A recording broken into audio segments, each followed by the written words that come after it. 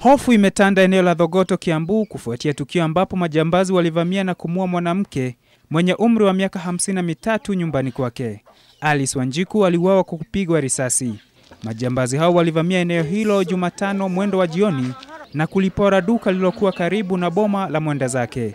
Mimi nasikia inanikata roho sana kwa sababu yeye hana ubaya na mtu, na hata hapa kwa boma yake anajitafutia, anafanya kazi hapa kwa kijiji, hata wao mama wanajua. Anafua manguo, analima. Yeye ni mfanyikazi na mikono yake kujitafutia kitu na kusaidiana na bwana yake. Na hata hawa watoto wamelea pamoja na huyu bwana wake. Lakini wale wamefanya hii, hakuna vile tutasema juu yao, tunaachiria Mungu. Sasa mimi kufika hapa ni 2:30. Pale juu nikasikia kwa Wakanyi kuna sijui nini hapa kwa soko.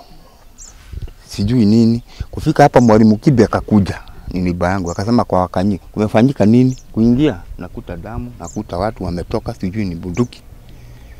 Ikawa namna hiyo. Wakazi wa Thogoto ambao wamestushwa na uvamizi huo wanawaomba polisi kuimarisha usalama. Katika kaunti ya Nyamira, binamu wawili waliokuwa wakisafiri kwa pikipiki wamefariki katika ajali ya barabarani. Nyang'au Maruko mwenye umri wa miaka 65 na Sam Nyamincha walikutana na mauti yao eneo la Chabera kwenye makutano ya barabara ya Kisii na Sondu. Wawili hao waligongwa na basi la kampuni ya Nyamira Express lililokuwa linaelekea jijini Nairobi wakiwa kwenye pikipiki yao.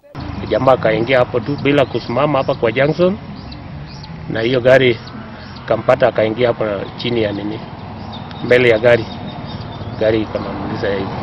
Walioshuhudia ajali hiyo wanairai serikali kuhakikisha kuwa waendeshaji bodaboda wana mafunzo yanayostahili ili kuepusha ajali nyingi za barabarani. Maiti za marehemu zimehifadhiwa katika mochari ya hospitali ya Nyamira Nursing Home. Moses Waweru, QTV.